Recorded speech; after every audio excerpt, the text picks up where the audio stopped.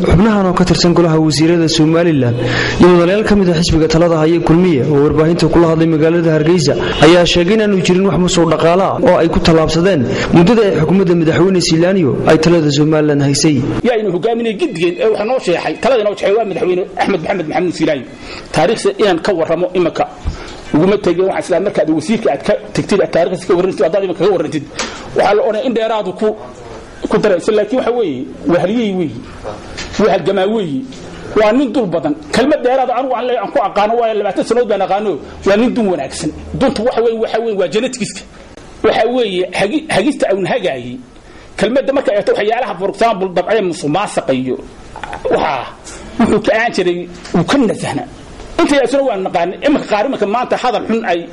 jeedinayaan ragii yaqaanay aqoonta u lahaa baynahayn waxa soo dharoon la qarin karayni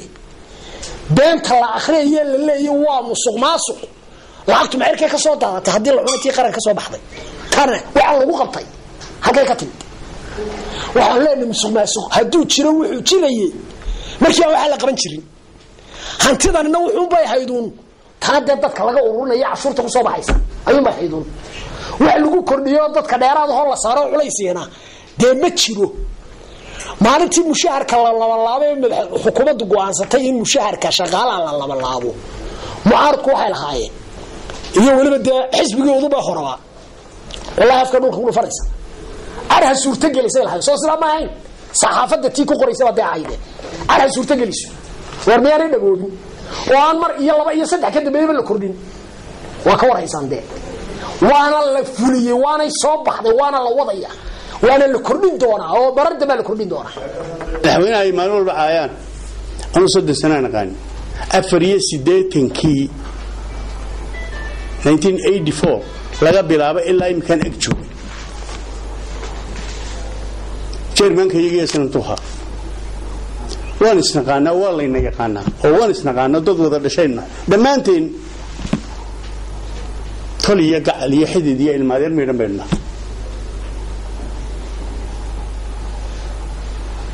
qofku wuxuu yaani waxa la been sheego haddaad sheegayso lafteeda tuu runo eg sheeg qabiili baa lagu tilmaamaa oo inuu hanti gurtaa lagu tilmaamaa oo dadka qaar sheegaan oo dadka qaar yiraahdaan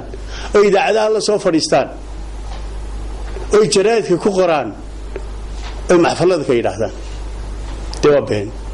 Axmed Mageeyo illa yiraahdo hanti buu meel dhigtay 74kii buu madaxii noqday oo wasiirii noqday waa November tan maanta kowda baa loo magacaabay xogayaha bariga xogayaha la oran jiray xogayaha wasaaradda ganacsiga 40 sanadood inta badan waa la shaqeynay laguma xaman hanti buu meel dhigtay iyo qabiyaalad qiimayo 2003 doorasho dhacday cid walba way ogay waa waadix cid walba way qirtay kulmi waa la boobay ninka la boobay Axmed Silaaniyo waxa 80 baa laga helay inta ma joogtaa ninka 80 iska daayay 80 kun kaga tagi lahaa 80 kun iska daayay 80 kaga tagi lahaa yaan ku dagaalameen iyagoo cid la jooga baynu maqlaynaa dhiig badalkan u baahan yahay meesha la xamar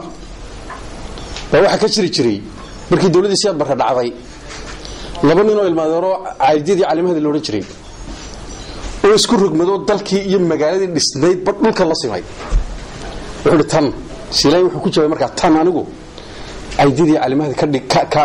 ka dhigi maayo waxaan aynu halkan u fadhinana waa nabadee dagaal ku bedeli maayo